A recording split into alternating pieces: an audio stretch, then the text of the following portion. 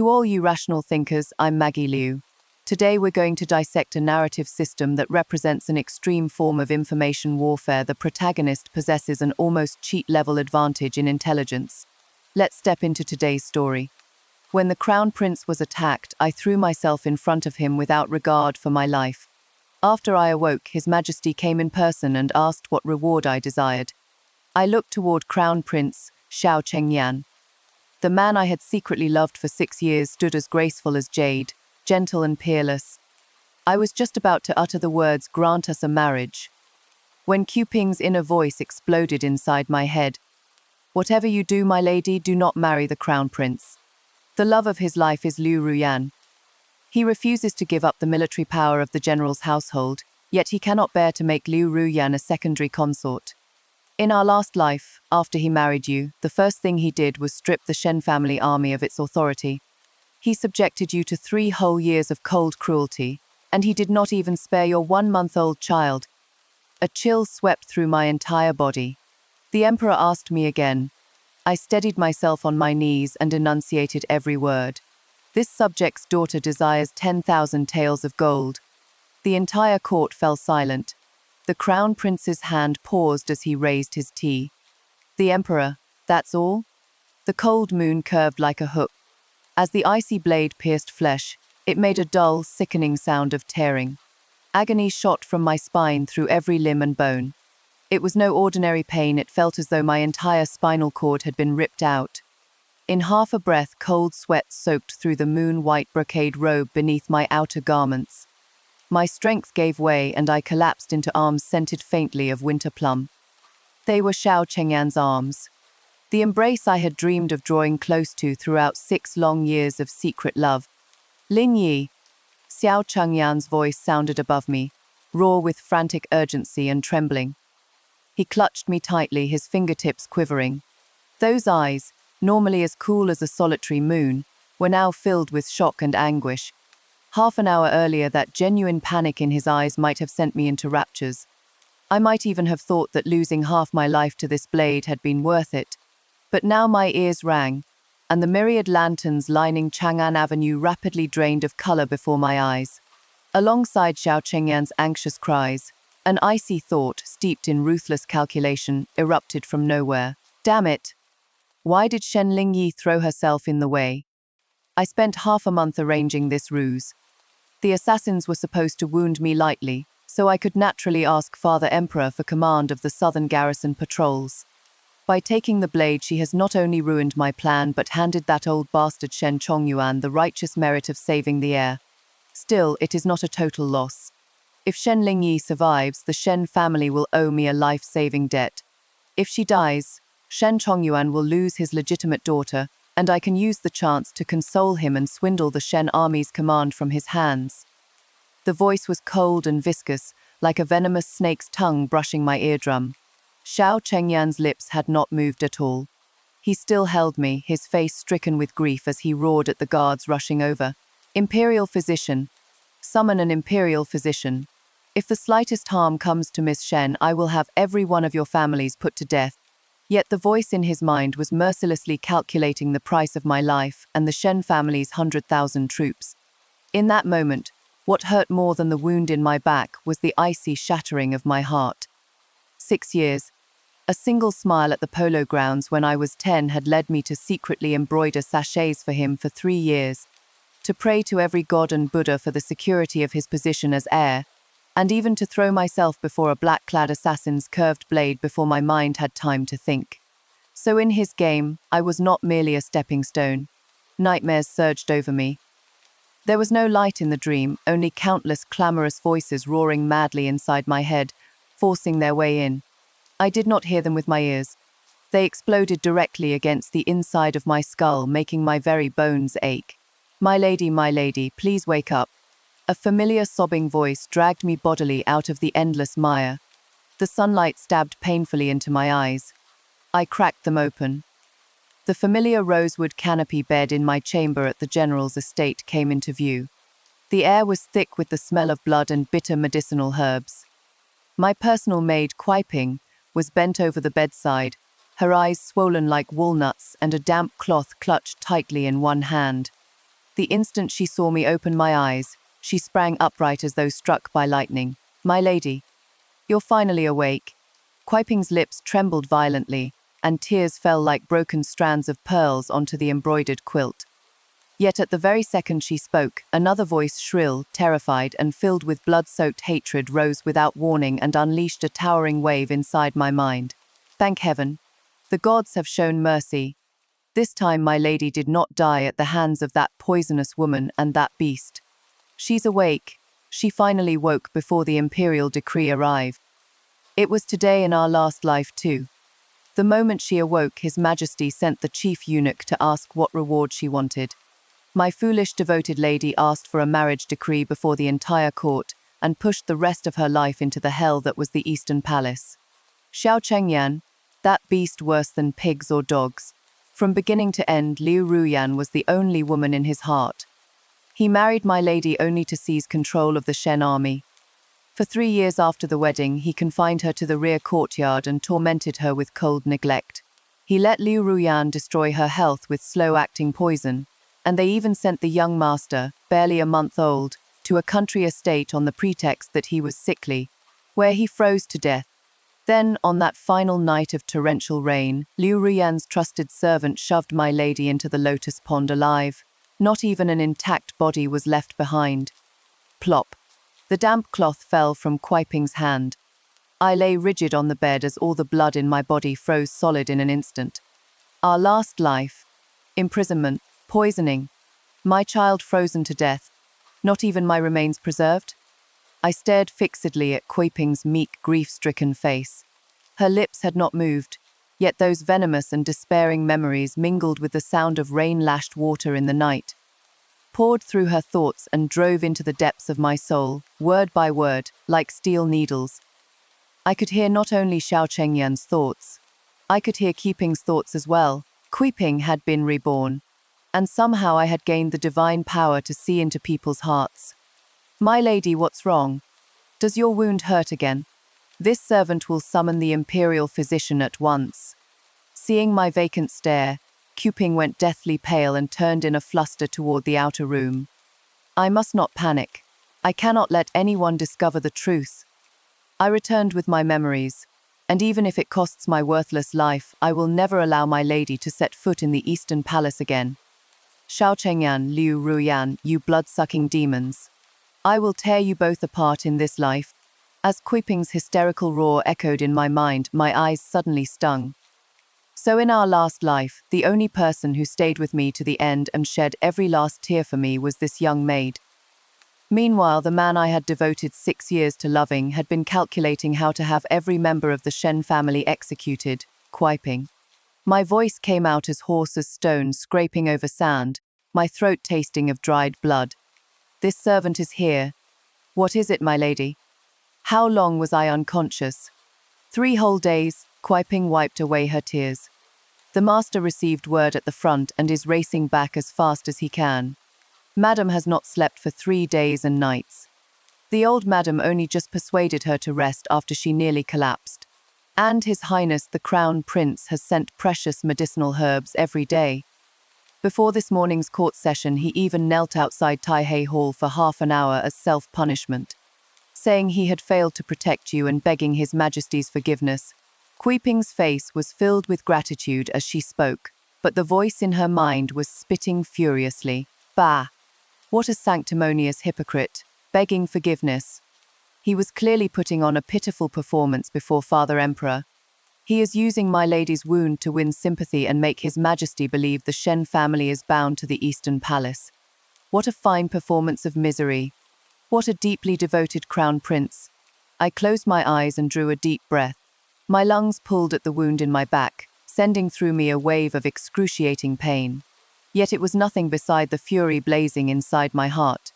"Xiao Chengyan, do you not love putting on a show?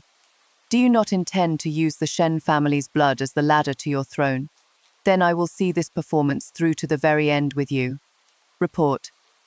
A high, shrill announcement suddenly rang out in the outer courtyard, shattering the deathly silence in the chamber. A young maid stumbled inside and dropped to the floor panting. "My lady, someone has come from the palace. It is Eunuch Li, His Majesty's chief eunuch. He bears an oral decree and has already reached the second gate. Kui Ping shuddered violently, all color vanishing from her face. Her thoughts echoed shrilly through my mind. It's here. The deadly trap is here. It happened exactly this way in our last life. His Majesty was overjoyed and sent Eunuch Li to summon my lady to court and ask what reward she wanted. It was in Taihei Hall, before every civil and military official, that she asked for the marriage decree. No, I have to stop her. She cannot go even if I die trying. Kui Ping dropped to her knees by the bed and seized my sleeve, her voice choked with tears. My lady, your wound is far too serious. You cannot possibly get out of bed.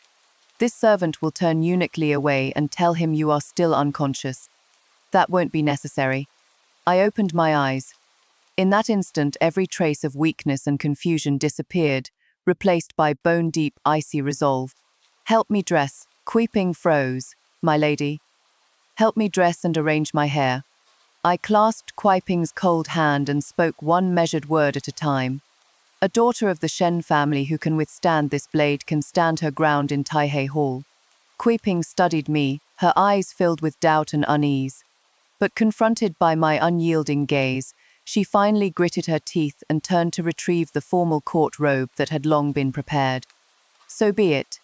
If my lady insists on going, then once we reach the hall, I will smash my head against a golden pillar even if it means being beheaded. I will never let the crown prince succeed. Hearing the young maid's heroic thoughts, the corner of my mouth curved faintly upward. Silly girl, die? We are not the ones who deserve to die. Half an hour later, the deep pink formal robe gave my pale face a touch of color. Thick bandages and pain-relieving salve bound the knife wound in my back. Every shallow breath felt like a blunt blade sawing back and forth through flesh and bone. Yet I stood perfectly straight.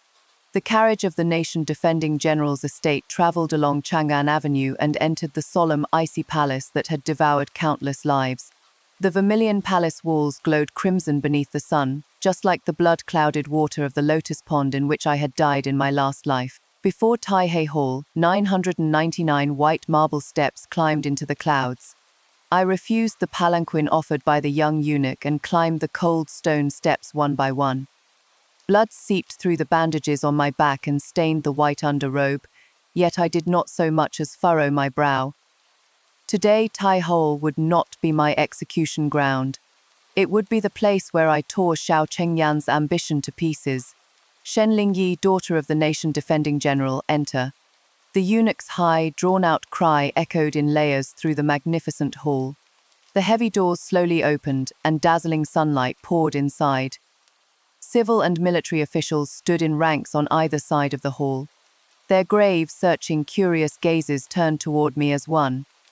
At the far end of the hall, seated upon the dragon throne, was the supreme ruler of Great Qi, the emperor. Below the emperor, beside the head of the civil officials, stood a tall, slender figure. Xiao Chengyan wore a black four-clawed python robe and a white jade ornament at his waist. Handsome as carved jade, he gazed at me with eyes of extraordinary tenderness, affection, and encouragement. As I approached step by step, he even moved half a pace forward, a smile of assured victory lifting his lips. Had I not been able to hear his thoughts, I might truly have believed that this man loved me deeply. Yet the moment I came within 3 zang of him, Xiao Chengyan's lofty, mocking, avaricious thoughts pierced my mind with flawless clarity. At last, she is here. Judging by her complexion, the wound is severe. That saves me a good deal of effort. Kneel, Shen Lingyi. Speak the request you have hidden in your heart for 6 years. Before Father Emperor and the entire court, beg him to grant you to me in marriage. The instant Father Emperor nods, the command tally for Shen Chongyuan's 100,000-strong army will obediently arrive in the Eastern Palace before noon today. As for Liu Ruyan, once I have the military command, I will make her a secondary consort. After I ascend the throne, I can establish her as empress.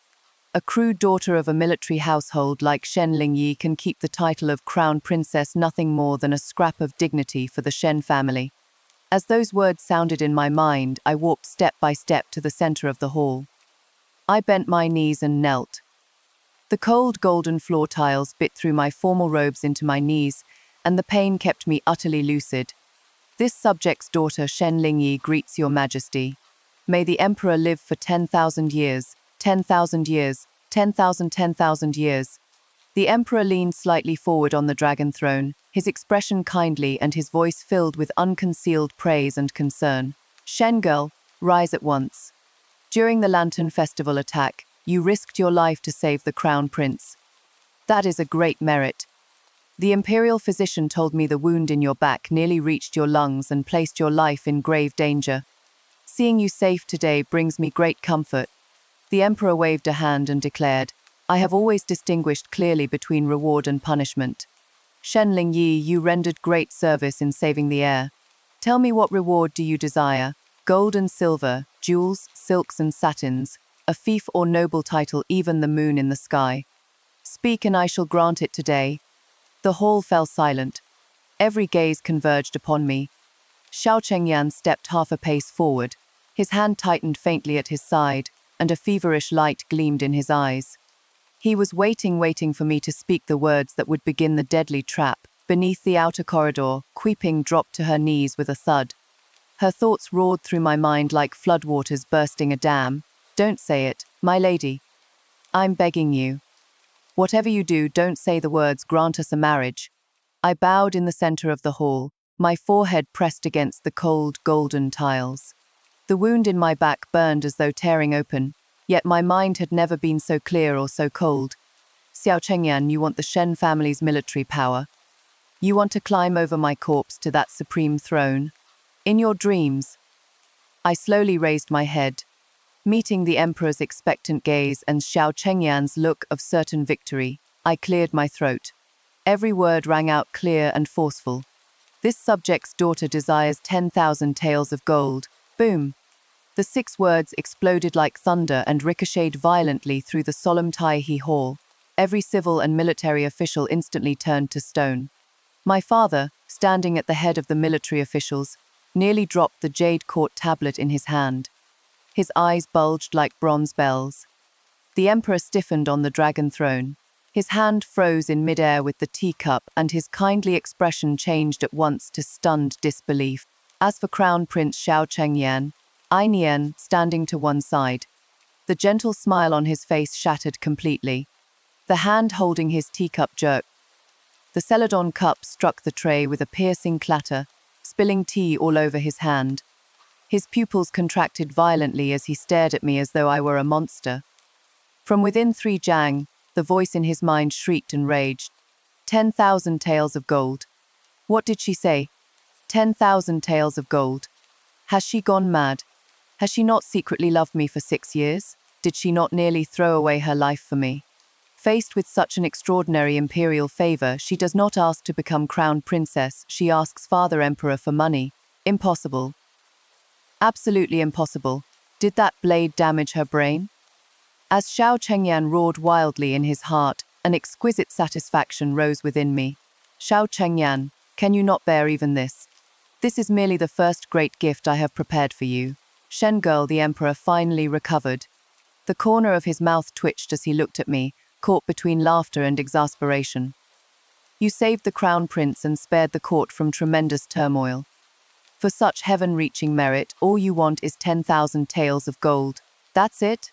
I kowtowed heavily again, my forehead striking the golden tiles with a dull thud.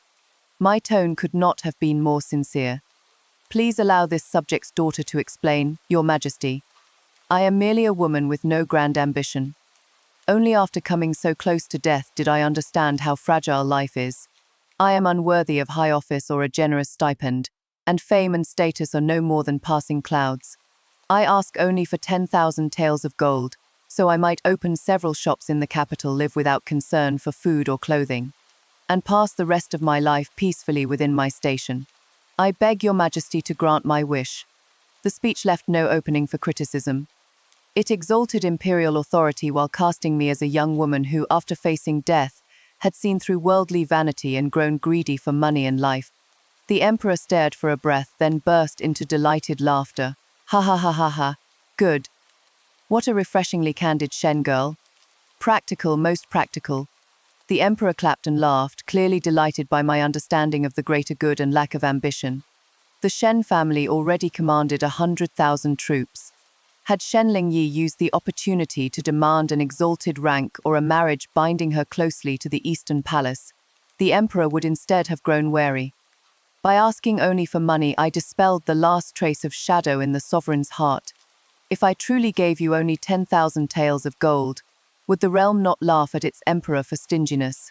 Hear my decree. The emperor rose and swept his sleeve, settling the matter.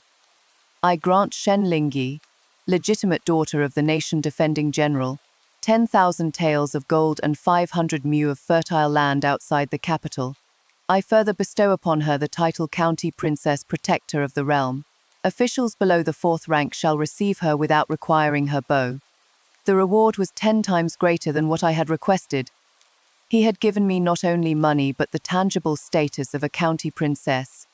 Every civil and military official knelt. Your Majesty is wise. The county princess is righteous. This subject's daughter thanks your Majesty for your boundless grace. May the emperor live for 10,000 years. 10,000 years, 10,000, 10,000 years. I kowtowed in gratitude, my voice ringing clearly. As I rose, the corner of my eye swept towards Xiao Chengyan. His Highness, normally aloof and unreadable, now wore a face mottled blue and white. The hand hidden inside his sleeve was clenched so tightly that his knuckles had gone pale and trembled from the strain. His thoughts churned like venom. Shen Lingyi, you dare make a fool of me. Without the Shen family's military command, how am I to suppress the feudatory princes in the south? Very well. You have done well indeed. Since you will not ask to marry me willingly, do not blame me for using force and making Shen Chongyuan offer you up with his own hands. Use force? I slowly straightened and met Xiao Chengyan's sinister serpent-like gaze. The corner of my mouth lifted in a barely perceptible challenge. Xiao Chengyan, you want to play rough? Then let us see who destroys whom first. When I left Taihei Hall, sunlight spilled over me, warm and soothing. Kuiping lay limp beneath the corridor, murmuring to herself, while her thoughts had long since begun dancing wildly. The marriage failed. Ha ha ha ha, wonderful. My lady did not ask for a marriage decree. This life has completely changed, but the crown prince's eyes were terrifying. He will never let the Shen family go. What do we do next, my lady? I went to Kuiping and helped my loyal maid to her feet, then turned toward the palace's deep inner precincts. Next, Xiao Chengyan wanted military power. Then I would find a protector whom even his father feared, someone before whom even the crown prince himself would have to kneel and kowtow. It was time for a new player to take over the capital's game. After the audience in Taihei Hall, the general's estate remained quiet for 5 full days. During those 5 days, I refused every visitor on the pretext that my wound had torn open and I could not leave my bed. But each day at court grew harder than the last for my father, Shen Chongyuan. Lingyi. Father pushed open my chamber door, carrying an untouched bowl of ginseng soup, deep veins of red lining the corners of his eyes. He set the soup on the table and heaved a sigh. At this morning's court session, those civil officials from the censorate leaped out again. Minister Zhang of Revenue hinted that the Shen army's provisions would be cut by 30% this year. While the Ministry of War still refuses to release the authorization for the southern garrison's rotation, the hand behind all this belongs to the Eastern Palace. I lay face down on the couch as Kuiping changed my dressing. At his words, I gave a cold laugh. Father Xiao Chengyan is pressuring you. How could I not know? Shen Chongyuan slammed a palm on the table, fury filling his eyes. He is forcing me to submit a memorial and personally ask the emperor to marry you into the Eastern Palace.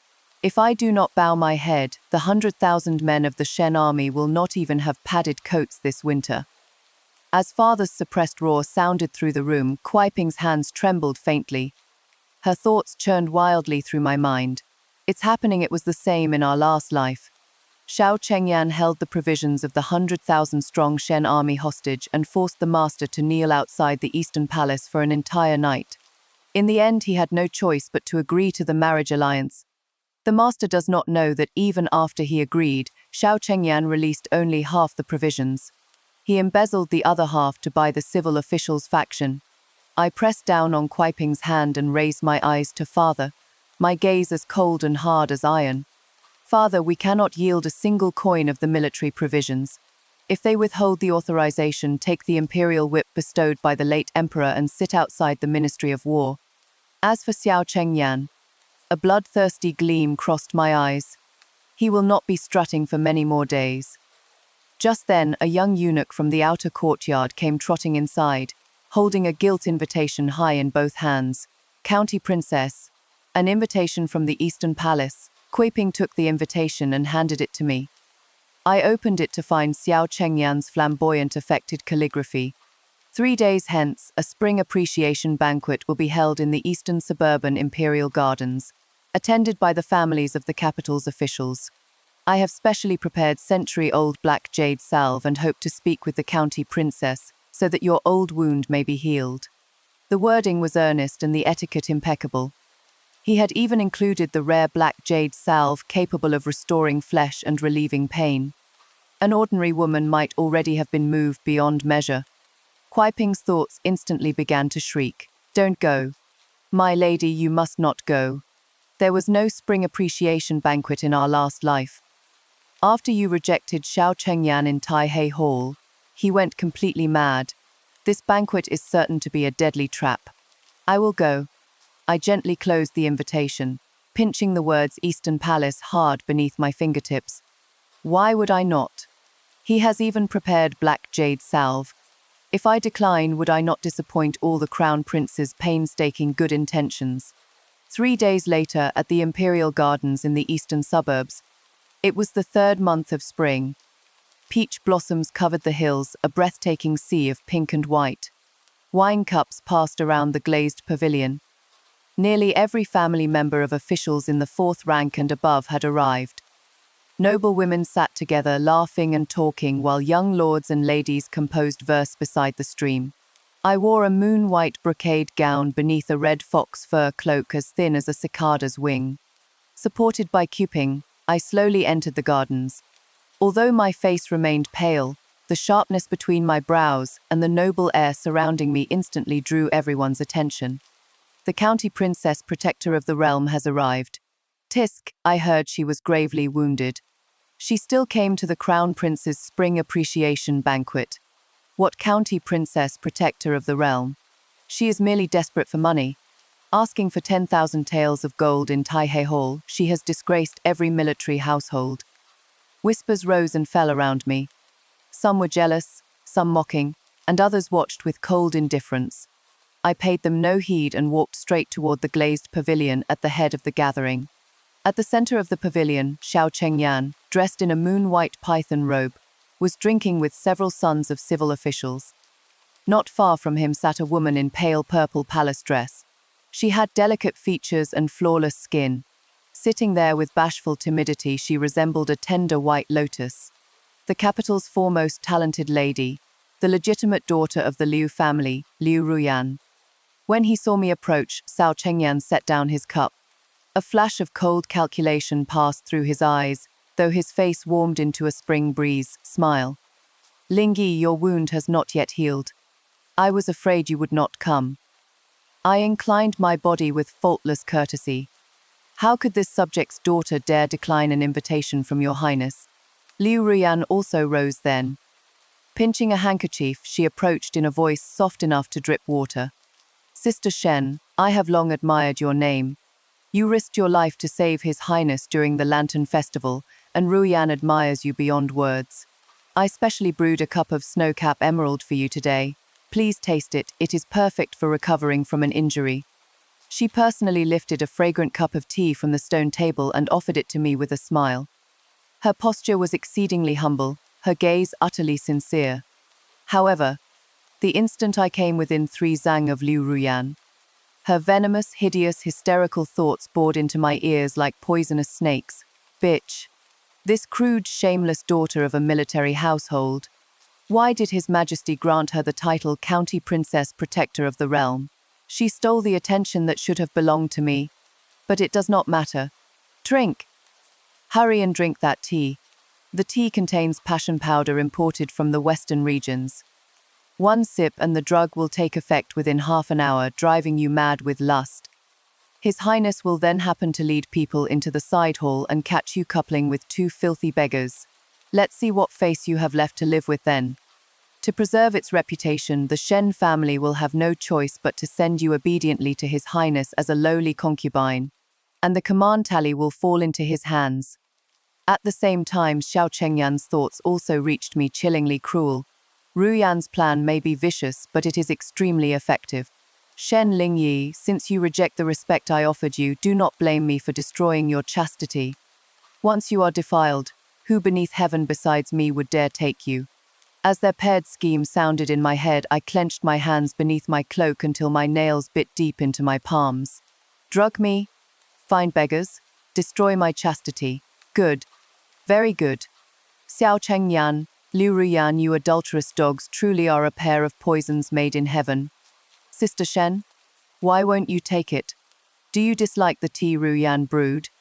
Seeing me hesitate, panic flashed in Liu Ruyan's eyes, though her expression turned wounded. The surrounding noblewomen looked over and began pointing.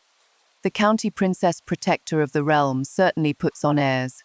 Miss Liu offers her tea out of kindness, yet she will not even look at it. Exactly.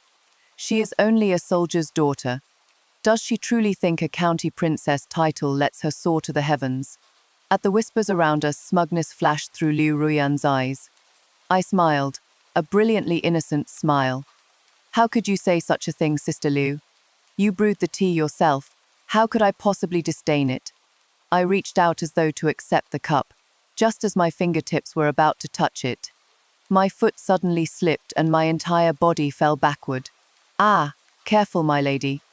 Kuiping cried, hurrying to catch me. And in the instant I fell, my arm accidentally swung hard and struck Liu Ruyan heavily on the wrist. Smack!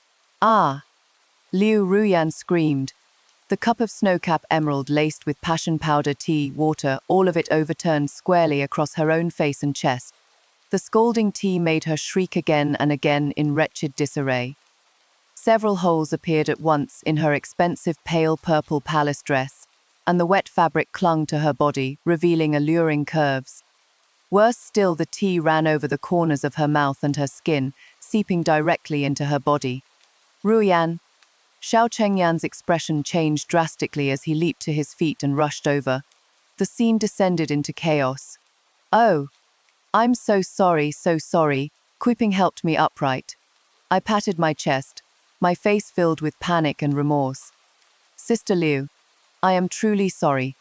My leg has not fully recovered and it suddenly cramped just now. Are you hurt? Quickly. Attend Sister Liu to the side hall and help her change her clothes. Liu Ruyan covered her scalded face, her eyes yearning to cut me into 1,000 pieces. But she dared not reveal that the tea had been drugged. For if the investigation uncovered an obscenely potent Western region's passion powder, the Liu clan would be the first family condemned to extermination. Shen Lingyi, you did that deliberately. Liu Ruyan's teeth chattered. Heat had already begun rising inside her body, and her gaze was gradually turning unfocused. Western region's passion powder took effect extraordinarily quickly. How can you say that, sister? Why would I do it deliberately? I blinked innocently and turned to Xiao Chengyan. Your Highness, Sister Liu's face is flushed and her breathing is rapid.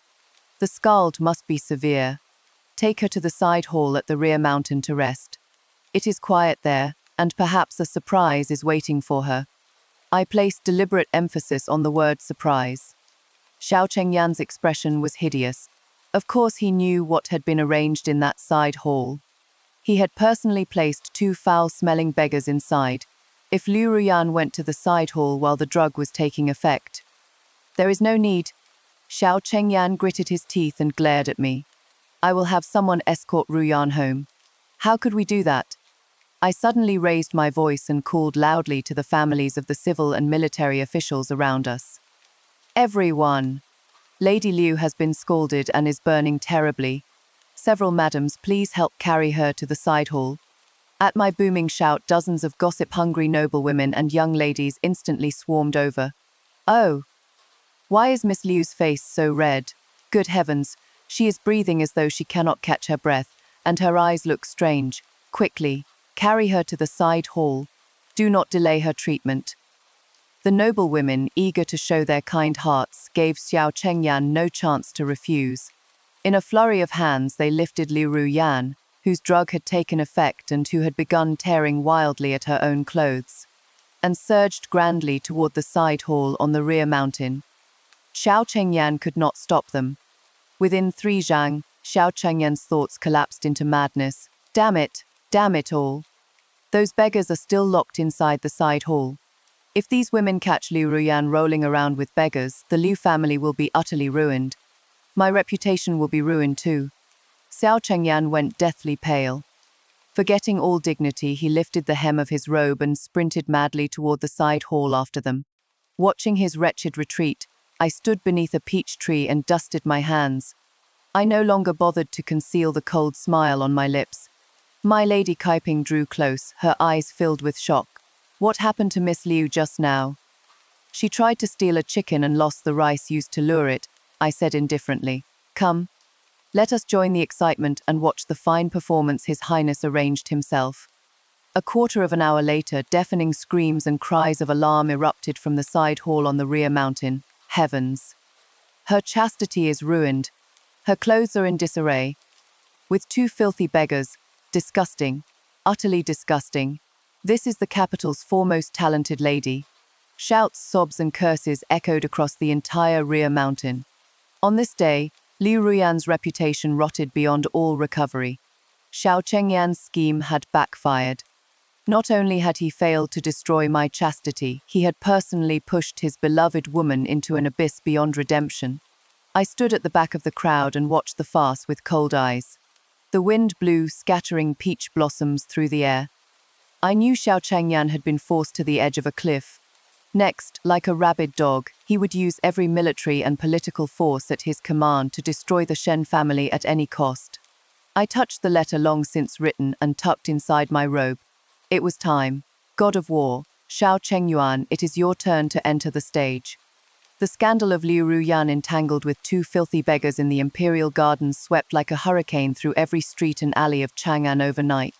Storytellers in tea houses and taverns turned the extraordinary flower-plucking case into a ribald tale, recounting it with animated delight. The Liu family's honor was shattered. Liu's father spat blood on the spot and suffered a paralytic stroke, while Liu Ruyan was confined to a side courtyard. She tried to hang herself twice and was rescued both times.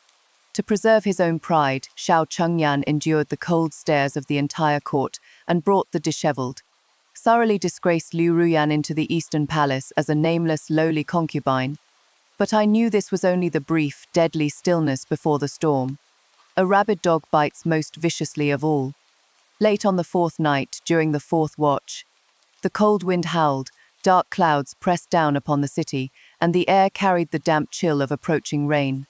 Lamplight flickered in the general's estate's secret chamber. My father, Shen Chongyuan, slapped a purple gold imperial order onto the table with an ashen face, making the oil lamp jump. The emperor approved it. Shen Chongyuan gritted his teeth, his eyes bloodshot. The Minister of War delivered the secret decree tonight. I am ordered to take 500 personal guards to Liangzhou in the northwest 3 days from now to oversee a garrison rotation. The 100,000 men of the southern garrison will immediately be placed under the Ministries of Revenue and War. Kuiping stood nearby, her small face white as paper. Her thoughts screamed through my mind like a violent storm. A garrison rotation? This is a plan to lure the tiger away from its mountain. There was no Liangzhou rotation in our last life. When Xiao Chengyan realized he could not kill my lady, he turned against the master. The ancient road to Liangzhou is filled with treacherous passes and blind corners along the cliffs of Falling Goose Peak. Xiao Chengyan has stationed 300 Eastern Palace death warriors at Falling Goose Peak disguised as roaming northwestern bandits. On this journey, the master will not even reach Liangzhou's gates before 10,000 arrows pierce his heart and every one of his men is wiped out. My pupils contracted violently, and my nails dug into my palms as cold sweat broke out. How ruthless, Xiao Chengyan. I had ruined Liu Ruyan and slapped the Eastern Palace across the face, So he had simply overturned the board and moved to tear out the Shen family's roots. Once my father died on the way to his new post, the accusation that the Shen army used its strength to defy authority and provoked a bandit ambush would be fastened upon us. 100,000 troops would instantly become a headless swarm and naturally be swallowed whole by the Eastern Palace. Father, you cannot accept this decree, I said coldly. Refusing it means defying an imperial decree. Our entire family would be executed. Shen Chongyuan heaved a sigh, his shoulders sagging. My death matters little but the 100,000 brothers of the Shen army. Then let him kill us. I rose, snatched the black cloak from the table and threw it around my shoulders, then strapped a finely made steel dagger to my calf. My lady, where are you going at this hour? Kui Ping screamed in fright. To find the man who can save the Shen family. I looked up, my gaze as cold as a blade. To Prince Jing's estate. Half an hour later, torrential rain poured behind Prince Jing's estate. Amid booming thunder, two dark figures slipped through the curtain of rain like ghosts. Ignoring the tearing agony of the wound in my back, I relied on the layout of Prince Jing's secret passage mentioned in Kui Ping's memories from our last life. I managed to evade the patrols and headed straight for the study on the rear mountain. Dim light shone through the study's carved wooden windows. The air was thick with the scent of blood and pinewood. The instant I pushed open the hidden door and stepped into the study, a piercing sword cry exploded. Clang! An icy razor-sharp point stopped an inch before my throat. Cold spread across my skin, raising gooseflesh. A tall, powerful figure slowly rose beside the desk. Xiao Chengyan wore dark, patterned clothes of iron grey. His long hair was half wet, and his sharply defined face looked exceptionally ruthless in the dim lamplight. His amber eyes, keen as a hawk's and filled with a murderous force that saw through all things, pinned me in place. Breaking into my estate in the middle of the night, Xiao Chengyuan said in a voice as deep as a glacier cracking on a winter night, "Shen Lingyi, you have extraordinary nerve." Within 3 zhang, his perfectly steady, terrifyingly calm thoughts followed. She broke in at night. Her lightness skill is crude, her breathing uneven, and her back is wounded. Shen Chongyuan's daughter has courage.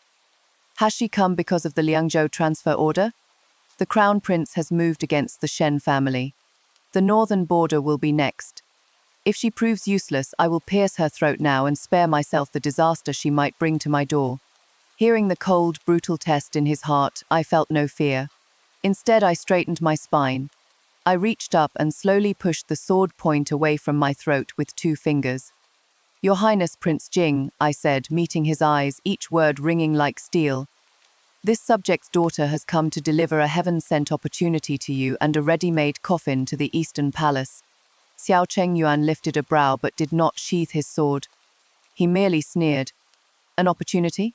Eldest Miss Shen, your father will be sent to his death in Liangzhou in 3 days, and every member of your family hangs over a blade. What entitles you to speak of opportunity with me? The fact that Xiao Chengyan intends to kill not only my father but you as well." I stepped forward, moving directly within 1 zhang of him, and stared down the god of war whose name shook the realm.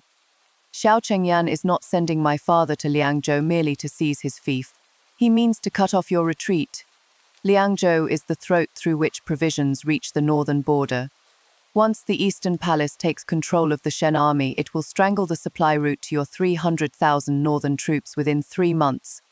When heavy snow closes the northern mountains and the tribes invade, even you, Xiao Chengyuan, with all your heaven-reaching power, will have no provisions and freeze to death upon the ice fields."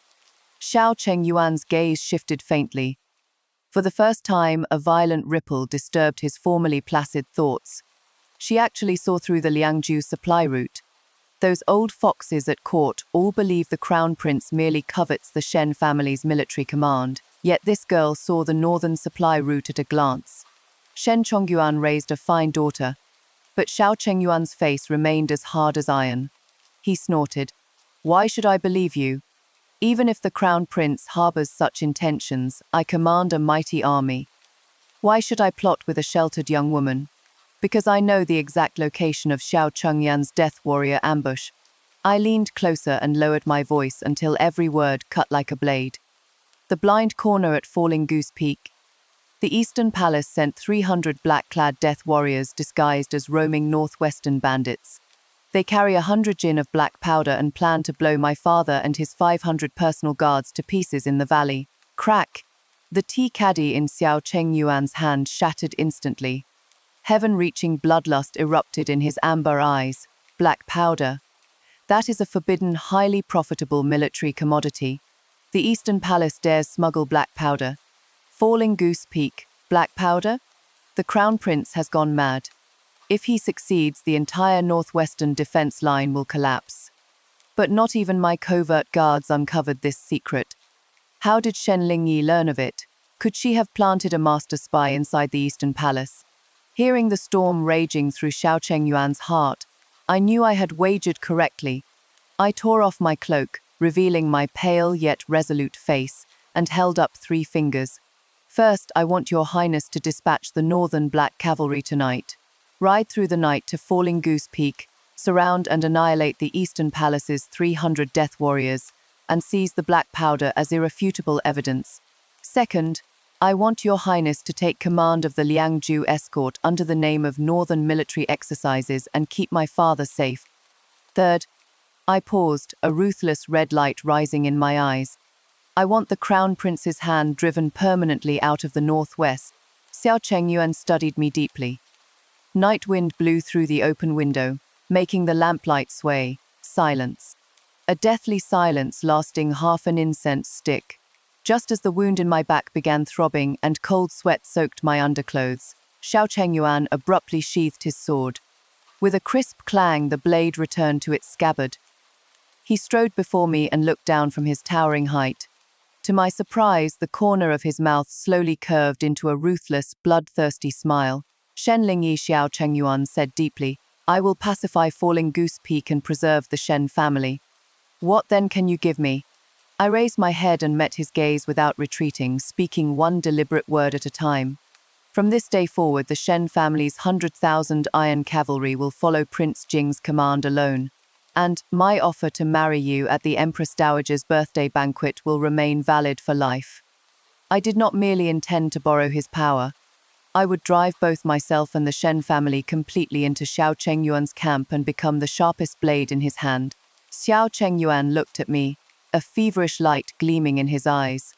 Within 3 zang, the thoughts of the northern god of war who killed without blinking flared brilliantly. Interesting, damnably interesting. Compared with that hypocrite in the Eastern Palace, this girl is ruthless, decisive and clever. Since she dares stake her life on me, I will play this game with her until we blow the Eastern Palace apart. Xiao Chengyuan suddenly reached out and seized my shoulder in his large hand. His grip was powerful, carrying the iron-blooded force of the battlefield. Agreed, Xiao Chengyuan declared. At Falling Goose Peak 3 days from now, I will send the Crown Prince a grand gift. The rain fell harder. As I emerged from Prince Jing's secret passage, I looked back at the estate, deep and brooding as a crouching beast. Xiao Chengyuan, you think the death warriors waiting at Falling Goose Peak form a killing trap? No. That is the graveyard prepared to annihilate you. The countdown. 12 hours. 12 hours later, at Falling Goose Peak in the northwest, the sky hung low and dark while a knife-like wind carved across the steep cliffs. Falling Goose Peak was the only route to Liangzhou. 2 mountains enclosed a valley so narrow that only 2 horses could pass abreast. If black powder were planted there, one explosion could bring down the boulders atop the cliffs, leaving no chance of survival for anyone below. Inside a concealed stone pavilion at the summit lookout, spring water bubbled over a small red clay stove. Disguised as a hunter, Xiao Chengyuan held a cup of hot tea and gazed leisurely into the valley below. Liu Ruyan stood behind him, her face pale. Your Highness, Liu Ruyan pinched her handkerchief, malice filling her eyes. Once Shen Chongyuan dies today, that bitch Shen Lingyi will lose her protector. Let us see how she continues strutting through the capital. Xiao Chengyuan sipped his tea, a ruthless smile on his lips. Ruyan, be patient. Shen Chongyuan and his 500 personal guards should have entered the valley by now. Once the powder sounds, the Shen family's command of 100,000 soldiers will change hands today. He lowered his gaze to the cup in his hands, his thoughts laughing without restraint. Die. All of you die for me. Once Shen Chongyuan is dead, I can naturally take over the southern garrison in the name of suppressing the bandits and honoring the loyal dead. Shen Lingyi, after your father is gone, I will lock you in the filthiest woodshed in the Eastern Palace and make you unable to live or die. However, Xiao Chengyan did not know. Less than 50 paces from the stone pavilion, two figures stood silently among the shadows of the dense forest. I wore an ink-black cloak, my face cold and hard. Beside me, Xiao Chengyuan stood in heavy black iron armor with one hand on his saber, his cold eyes like those of a leopard frozen in ice. Within 3 zhang, every venomous word of Xiao Chengyan's thoughts reached my ears with perfect clarity. I tilted my head and leaned close to Xiao Chengyuan's ear, lowering my voice so only he could hear. Your Highness, the Eastern Palace's 300 death warriors are hidden in 3 caves along the western cliff. The black powder fuse hangs from a pine halfway up the mountain. They will ignite it once my father's entire column enters the valley floor. Xiao Chengyuan turned his head, his amber eyes gleaming astonishingly in the darkness. His thoughts were filled with surprise and bloodlust. The western cliff. She even identified the fuse's location. Does this girl possess a heavenly eye? Still, every position is correct. My black cavalry has already surveyed the terrain. Tonight we will send the Eastern Palace a grand gift. Xiao Chengyuan made the slightest wave toward Pei Qi, commander of the covert guards behind him. He gave an exceedingly ruthless signal. Leave none alive. Move. Boom. It was not an explosion, but a burst of air-rending sounds from the forest. More than 100 northern black cavalrymen in black armor, powerful crossbows in hand, suddenly surged from the rain and darkness like ghosts. Who goes there? The black-clad death warriors concealed in the cliffside caves had no time to react. Before they could even light the fuse, icy crossbow bolts poured down like a rainstorm. Thud. Thud. Thud. The sound of sharp metal piercing flesh and shrill screams exploded through the narrow valley. The reek of blood soared into the sky. The northern black cavalry were true demons who had fought their way out of mountains of corpses. Against the Eastern Palace's sheltered death warriors, the battle became a one-sided slaughter. Commander, disaster. An ambush. It is the northern black cavalry ag. The death warrior captain's despairing scream came from the cave, then ended as a blade cut his throat. Inside the stone pavilion, Xiao Chengyan's teacup fell from his hand and shattered on the ground. He shot to his feet, his face white as paper. What is happening? Where are those battle cries coming from? Did Shen Chongyuan discover us? Liu Ruyan shrieked in fright and hid behind Xiao Chengyan, trembling like a sieve. Your Highness, disaster. A blood-covered death warrior stumbled into the stone pavilion and dropped to his knees. We are surrounded. The black powder fuse was cut, and 3,000 northern black cavalry have sealed Falling Goose Peak so tightly that not even water can escape. What? Xiao Chengyan looked struck by lightning and froze where he stood. The northern black cavalry. Xiao Chengyuan? Why is he here? Is your Highness looking for me? A heavy, cold voice filled with icy killing intent drifted from the forest outside the pavilion. Step. Step. Step. Iron boots trod through bloody water and mud like the approaching footsteps of death. With one hand resting on his sword, Xiao Chengyuan strode steadily into the stone pavilion. I walked beside him in black robes, looking expressionlessly at the ashen Xiao Chengyan and Liu Ruyan.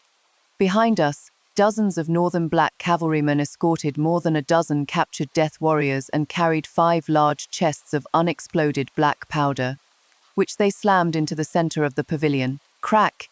The chests burst open, revealing black military powder and the Eastern Palace tokens taken from the death warriors. Witnesses and physical evidence both were present. Xiao Chengyan stared at Xiao Chengyuan and me. His pupils contracted violently, and his breathing dissolved into utter disorder. His thoughts plummeted, collapsed, and raged. How did this happen? How did Xiao Chengyuan learn of the Falling Goose Peak ambush? They even found the chests of black powder. Shen Lingyi. It was Shen Lingyi. That bitch broke into Prince Jing's estate the other night. She revealed the secret. It is over. Using military black powder to ambush a high minister is a crime punishable by extermination of the entire clan. Father Emperor will never spare me. As Xiao Chengyan wailed in despair inside his mind, I slowly stepped before him.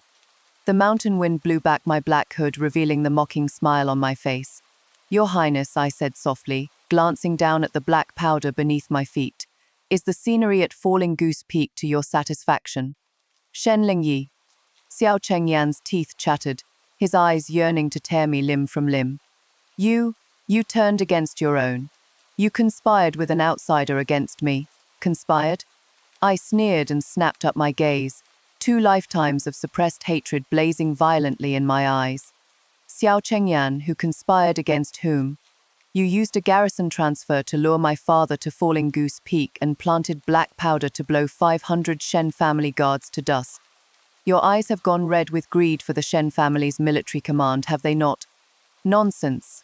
Xiao Chengyan roared instinctively, trying to hide his panic. "I came only to admire the flowers. I have no idea where these death warriors or this black powder came from." "No idea?" Xiao Chengyuan, who had remained silent until now, suddenly stepped forward. His towering mountain-like body unleashed overwhelming pressure, forcing Xiao Chengyan 3 paces backward and nearly out of the stone pavilion. Xiao Chengyuan drew the sword at his waist and placed its icy edge directly against Xiao Chengyan's throat. It cut the skin, and a thread of blood appeared. "Imperial uncle, do you intend to rebel?"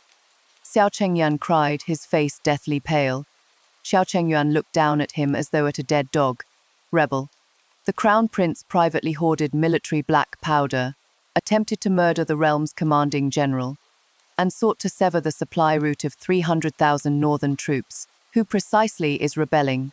Xiao Chengyuan abruptly withdrew his sword and turned behind him.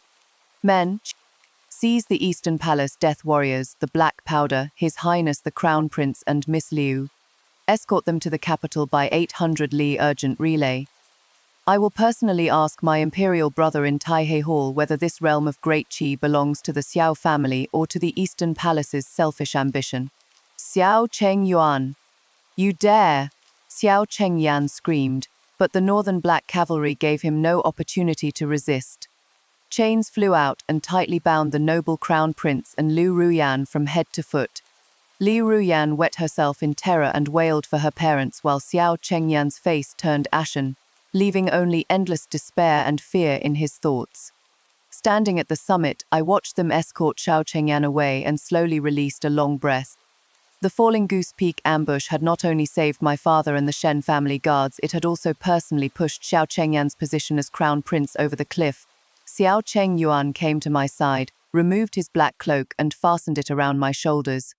The cloak carried the lingering warmth of his body and the clean scent of pine, driving away the summit's chill. "Come," Xiao Chengyuan said deeply. We returned to the capital. "Another grand performance awaits us in Taihei Hall." I turned to him with a faint smile. "Your Highness, this time we crush him completely." Xiao Chengyuan saw the cold gleam in my eyes, and his lips curved slightly. "This girl is ruthless, but I like it." The darkness gradually receded, and a line of dawn broke across the eastern horizon. The countdown was over. The Eastern Palace's day of reckoning had arrived. In Taihei Hall, in the capital, the atmosphere inside the throne hall was murderously tense. The emperor sat on the dragon throne with an ashen face, both hands pressed hard against the imperial desk, breathing as heavily as a broken bellows. In the center of the hall, the chests of black powder had been thrown open. Eastern Palace death warrior tokens and confessions lay scattered across the floor. Xiao Chengyan, Crown Prince of Great Qi, knelt wretchedly on the golden tiles, bound tightly in iron chains. His hair hung loose and his clothes were disordered. Nothing remained of the gentle, jade-like air of ordinary days. Beside him, Liu Ruyan was bloodless with fear and trembling like a sieve. "Your Majesty." Several Crown Prince loyalists from the censorate knelt together and desperately knocked their heads against the floor. "His Highness the Crown Prince is the foundation of the state. There must be a misunderstanding. The Falling Goose Peak ambush may well have been staged by the Northern Black Cavalry to frame the heir." "Frame him?" Xiao Chengyuan stepped forward. His heavy black iron armor clashed coldly, and the murderous aura surrounding him made the officials recoil half a pace. His hand on his sword hilt, Xiao Chengyuan spoke in a voice as deep as thunder. 3,000 of my black cavalry rode through the night. At Falling Goose Peak, they seized 500 gin of military black powder and captured 36 Eastern Palace death warriors alive. The Crown Prince personally watched from the stone pavilion to oversee the explosion. Witnesses and evidence are both present, yet you call it a frame-up. The old emperor fixed Xiao Chengyan with a hawk-like stare, his low voice carrying the stillness before a storm. Chengyan, speak for yourself. Where did the black powder at Falling Goose Peak come from? Xiao Chengyan was deathly pale, but he had spent many years immersed in court politics. He soon forced himself to regain his composure. He kowtowed heavily, squeezed 2 lines of tears from his eyes, and spoke in a voice filled with grief. Father Emperor, please see the truth. Your son is innocent. I went to Falling Goose Peak only because I heard a miraculous physician there could treat Ruyan's burns, so I traveled in secret. As for those death warriors and the black powder, your son knows nothing of them. General Shen must be close to Imperial Uncle. When your son recently offended the Shen family, they joined forces to frame me. Father Emperor, Imperial Uncle commands 300,000 northern troops and has now allied himself with the Shen family. Today he dares escort your son to the capital in chains. Tomorrow he will dare force the palace and usurp the throne. His words were exceptionally cunning. He avoided the heart of the matter and redirected the accusation toward what every sovereign feared most, an army forcing the palace. At those words, the civil officials seemed to find an opening and echoed him one after another. Your Majesty, Prince Jing privately moved the black cavalry into the capital's outskirts. That indeed suggests an attempt to force the palace. The old emperor's gaze darkened faintly. His eyes swept across Xiao Chengyuan and my father, Shen Chongyuan, clearly stirring a trace of imperial suspicion. Within 3 zang, Xiao Chengyan's thoughts soared at once, filled with the crazed viciousness of a man escaping death. Ha ha ha ha ha. Father Emperor is wavering. The old bastard is most suspicious of military power. If I throw enough filth onto Xiao Chengyuan, Father Emperor will never dare depose me as Crown Prince when he still needs me to balance the northern forces. Shen Lingyi. Xiao Chengyuan. You thought a few chests of powder could bring me down. Once I preserve my position today, I will wait for the old bastard to die. Then I will slaughter the entire Shen family and have Xiao Chengyuan cut apart by 1,000 blades. Hearing Xiao Chengyan's poisonous calculations, I gave a cold laugh. You hope to exploit the sovereign's suspicion to escape your crimes. Xiao Chengyan, you have gravely underestimated imperial mistrust. What an emperor fears most is not a powerful minister forcing the palace, but his own son too impatient to wait before murdering his father and seizing the throne. I stepped forward from the ranks and bowed gracefully before the entire court. Your Majesty, this subject's daughter has something to say. The old emperor pressed his temple and suppressed the doubt in his eyes. County Princess, protector of the realm, what do you wish to say? Your Majesty, His Highness repeatedly claims that he knows nothing of the black powder's origin, and that Prince Jing and I framed him. I slowly raised my head and shot a blade-like gaze at Xiao Chengyan.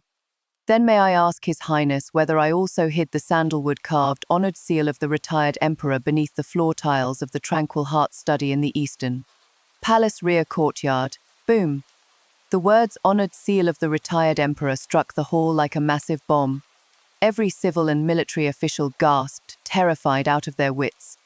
The emperor shot up from the dragon throne, his eyes bloodshot as he roared, "What did you say? What honored seal of the retired emperor?" Xiao Chengyan looked struck by lightning and collapsed completely to the floor, his pupils contracting to pinpoints. In that instant, his thoughts plummeted, collapsed, and screamed, "Impossible. Absolutely impossible. How does she know about the false seal beneath the Tranquil Heart study tiles? 3 months ago, I secretly hired a master craftsman from Yuezhou to carve it. I calculated that Father Emperor's health would fail this year. Once I obtained the Shen family's military command, I planned to poison him and have him naturally abdicate as retired emperor. No one beneath heaven besides me and my trusted eunuch knows of this. How did Shen Lingyi learn it? Is she a ghost?" Hearing the bloody fantasy of treason inside Xiao Chengyan's mind, I knew I had seized his fatal weakness. "If your Majesty does not believe me," Send the Imperial Guard commander to the Eastern Palace's Tranquil Heart study and lift the third-floor tile on the eastern side. Every word rang like iron through Taihe Hall. If this subject's daughter has spoken one false word, I willingly submit to death by 1,000 cuts. The old emperor's breathing turned harsh and ragged, veins bulging at his temples. He pointed at the Imperial Guard commander and roared, "Go! Search it for me. Search it at once. Father Emperor, I am innocent. Father Emperor." Xiao Chengyan kowtowed madly, smashing his forehead against the golden tiles until blood poured down. Your son did not. Your son never carved any seal. Shen Lingyi is making a bloody accusation. Whether it is a false accusation will be known once they search. I looked down at him as coldly as at a dead man. During the half-hour wait, Taihe Hall was quiet enough to hear wax dripping from the candles. Xiao Chengyan lay limp on the floor, trembling like a leaf in an autumn wind. At last, the chief palace eunuch stumbled into the hall carrying a bright yellow brocade box and dropped to his knees. "Your Majesty, we found it. Beneath the floor tiles of the Tranquil Heart study in the Eastern Palace, we truly found a privately carved honored seal of the retired emperor. And there was a secret letter from the crown prince to the ruler of the southern border kingdom asking to purchase the deadly puppet strings poison. Bastard! Treacherous son! Treacherous son!" After reading the secret letter and seeing the false seal, the old emperor shook with rage and spewed a mouthful of blood across the imperial desk. Southern border puppet strings poison. A deadly toxin intended to murder one's father and force him to abdicate as retired emperor. "Your Majesty." The officials dropped to their knees in terror. The old emperor pointed at Xiao Chengyan, who lay like a dead dog on the floor, his eyes filled with towering hatred and murderous intent. "At death's door, you even sought my life. I waited for you for 20 whole years, yet you intended to murder your father and seize the throne." Seeing the false seal, Xiao Chengyan knew he was finished. The hypocrisy and cowardice vanished from his eyes, replaced by utter madness and distortion. He threw back his head and laughed. "Ha ha ha ha ha. Old bastard, you are old. You cling to the dragon throne while I have groveled for 20 years. If I did not kill you, should I wait for you to depose me? Shen Lingyi, Xiao Cheng Yuan, you two curses. Even as a ghost, I will never let you go." He pointed at me and roared like a madman, his voice hoarse and piercing.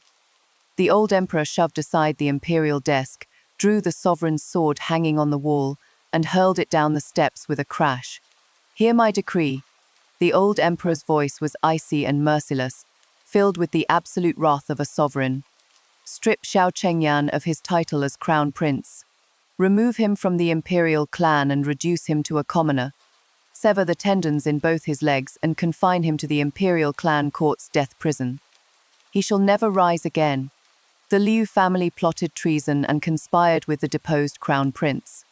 Execute the entire clan. Grant Liu Ruyan a length of white silk with which to take her own life."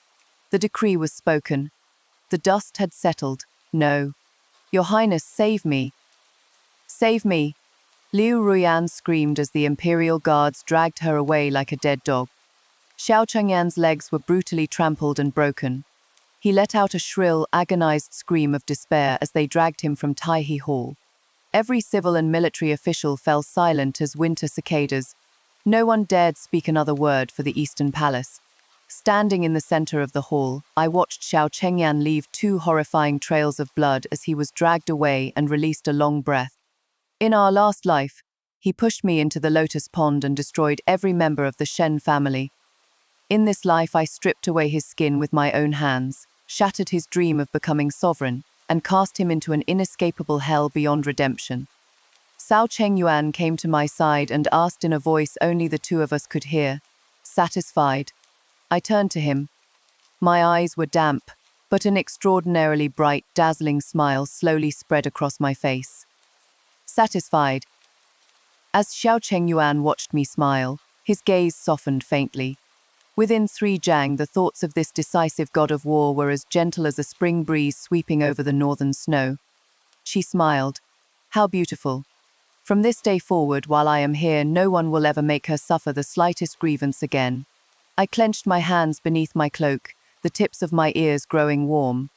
Yet just as the imperial guards escorted Xiao Chengyan through the palace gates, a covert guard raced frantically into the hall, knelt beside Xiao Chengyuan, and whispered several words in his ear. Xiao Chengyuan's expression suddenly darkened. "What happened?" I asked quietly. Xiao Chengyuan lowered his voice, a bone-chilling gleam crossing his eyes. "The Eastern Palace's remaining covert agents have moved. They bribed guards at the Imperial Clan Court and planned to break Xiao Chengyan out of prison tonight." My gaze sharpened and the cold smile returned to my lips. "Break him out. Xiao Chengyan, do you believe you can still escape? Tonight the Imperial Clan Court's death prison will become your true execution ground." Late that night, inside the Imperial Clan Court's death prison, the damp, icy cell reeked of mildew and stinging blood. His leg tendons severed, Xiao Chengyan lay collapsed on a pile of damp straw. His once exquisite python robe was torn beyond recognition and stained with mud and black blood.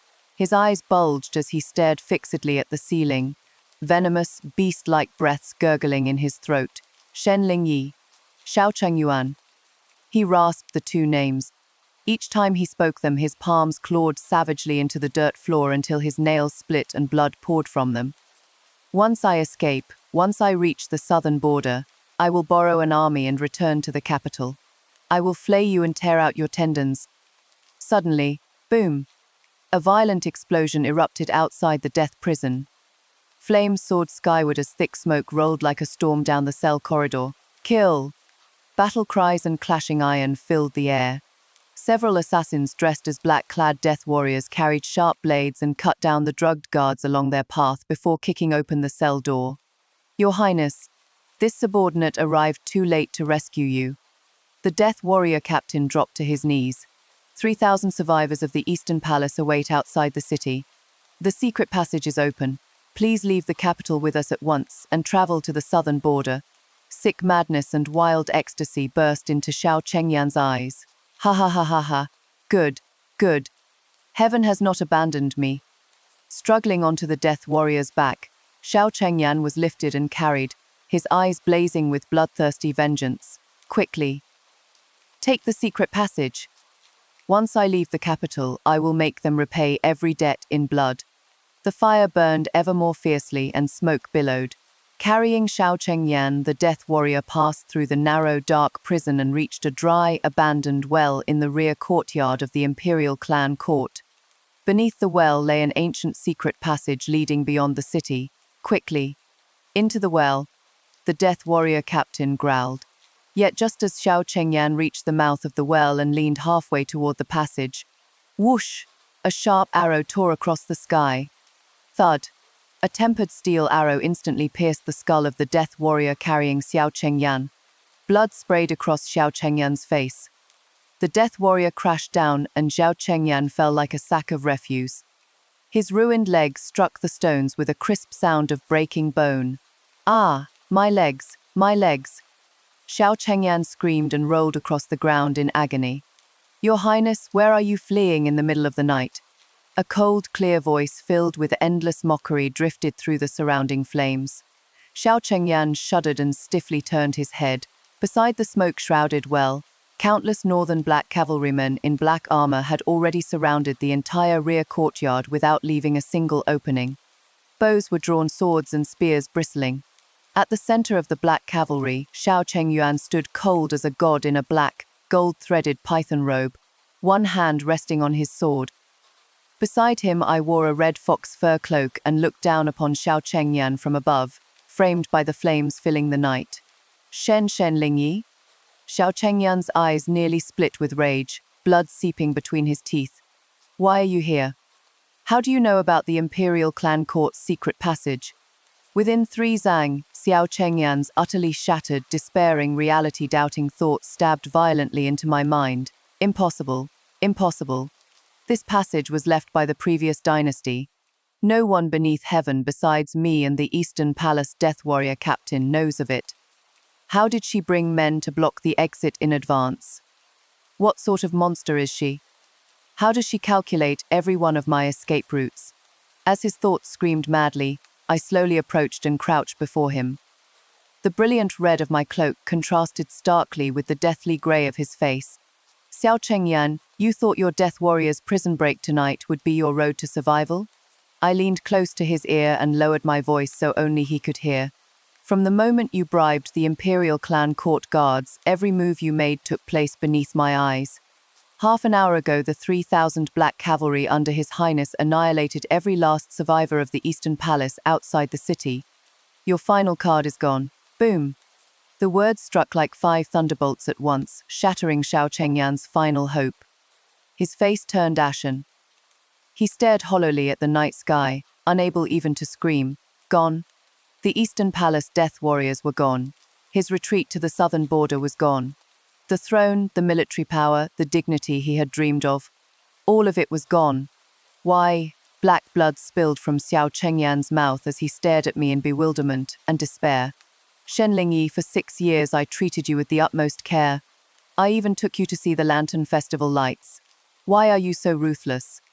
Why must you drive me to a dead end? Treated me with the utmost care. I shot to my feet, raised my foot, and stamped hard upon his injured knuckles. I ground down with all my strength. Crack! The sound of finger bones breaking made one's teeth ache. Ah! Xiao Chengyan squealed like a slaughtered pig. Xiao Chengyan, your so-called care meant treating me as a tool for stealing the Shen family's military command. I looked down at him, 2 lifetimes of suppressed hatred bursting from my eyes. You plotted to make me take the blade for you. You tried to drug me and destroy my chastity. You planted black powder to blow my father to pieces. In our last life, you imprisoned me in the rear courtyard for 3 years and let Liu Ruyan poison me. You sent my 1-month-old child to a country estate to freeze to death. Then, on a night of torrential rain, you pushed me into the lotus pond. Xiao Chengyan, tell me, why should I not be so ruthless? At the words our last life, child and lotus pond, Xiao Chengyan froze completely. Though he could not understand what I meant by our last life, the hatred carved into my bones let him feel a vengeance born in hell. As he looked at me, true fear from the very depths of his soul finally appeared in his eyes. You are a demon. You are a demon. Xiao Chengyan flailed both arms and crawled backward across the ground like a dog, his mind finally breaking. A demon? Xiao Chengyuan stepped forward and drew his saber, placing its tip directly against Xiao Chengyan's chest. The deposed crown prince conspired with surviving traitors, attempted a prison break, and rebelled. He was killed on the spot. Xiao Chengyuan's voice held no warmth, like a sentence passed by the judge of the underworld. Xiao Chengyan stared at the icy blade driving toward his chest. His eyes bulged as he gave one final scream. Imperial uncle, don't. Thud. The blade pierced flesh. Xiao Chengyuan gave him no chance to cling to life. The long sword instantly pierced his heart. Blood sprayed amid the sparks flying through the air, hot and dazzling. Xiao Chengyan, the once arrogant crown prince of Great Qi who had schemed against the realm, lay with his eyes fixed open. Endless regret and fear lingering in their depths as he breathed his last. He died with his eyes unclosed. Inside the abandoned well, the disheveled Liu Ruyan, who had attempted to flee with him, saw the scene. Her eyes rolled back and she collapsed, literally frightened to death. Firelight reflected in my eyes. Looking at Xiao Chengyan in the pool of blood, I slowly released a long breath.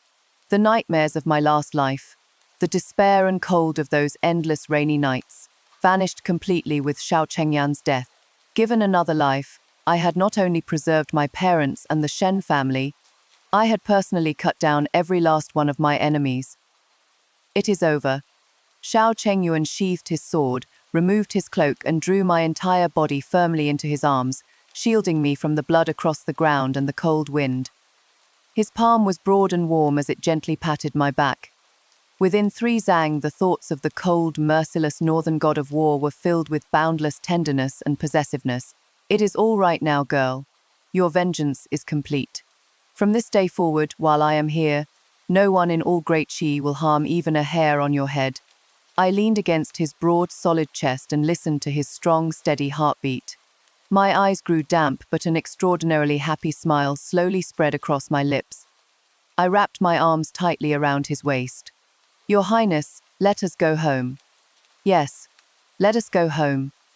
3 days later, the old emperor, gravely weakened by the shock, issued a decree appointing Prince Jing Xiaochengyuan to act in his stead as regent.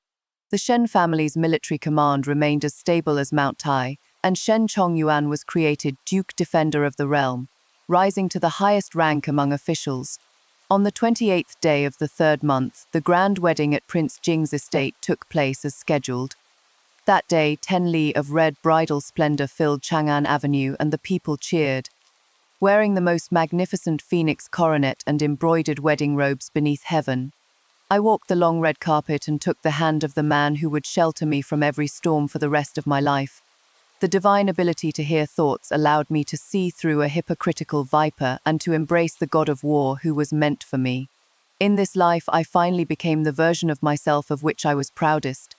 To all you rational thinkers, this counterattack through inner voices has now reached its conclusion. Looking back over the entire game, the story constructs a fascinating proposition. When you possess an almost perfect informational advantage, your ceiling is not merely making no mistakes, but making every piece of intelligence inflict maximum damage.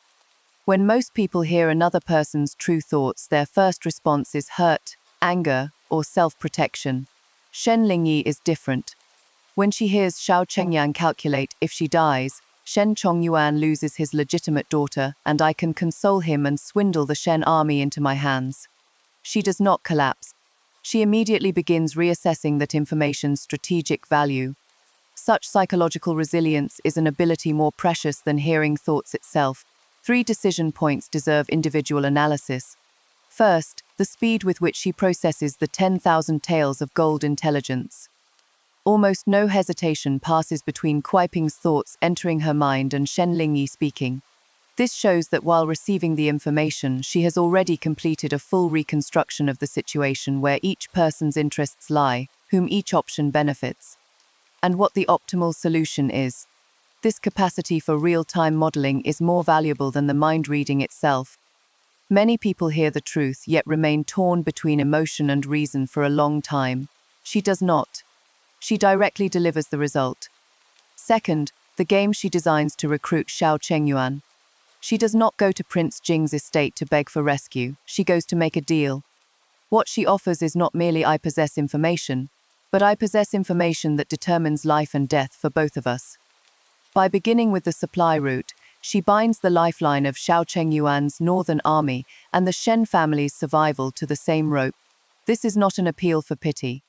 It is an alignment of interests. More importantly, she immediately presents 3 clear lists: what he must do, what she wants, and what they both seek. That is the most powerful opening at a negotiating table, a complete framework for cooperation laid out the moment she enters, leaving the other party scarcely any room to bargain. Third, the timing of the honored seal of the retired emperor. It is the finest hidden card in the entire drama, but more brilliant still is the moment she chooses to play it. Only when Xiao Chengyan begins shaking the emperor with talk of a sovereign's suspicion of military power does she reveal the killing move. Why not speak earlier? Because earlier, the emperor might merely have investigated one unlawful act by his son. But after he has begun to suspect Prince Jing, and Xiao Chengyan's reasoning has started leading him astray. Exposing poison to murder his father and a false imperial seal detonates directly against the emperor's most sensitive nerve.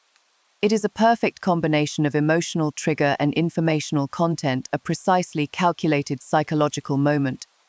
Yet my favorite detail in the entire story occurs beside the abandoned well at the imperial clan court. Xiao Chengyan asks her how she knew about the secret passage. She does not answer. She understands that the answer is irrelevant. What matters is ensuring that he never comprehends how she defeated him. Letting him die with that question is more absolute than any answer could be. Refusing to explain is the final form of cruelty. Grand Madam Sun's 3-word principle appears in a variation throughout this story. Hear clearly, calculate quickly, strike precisely.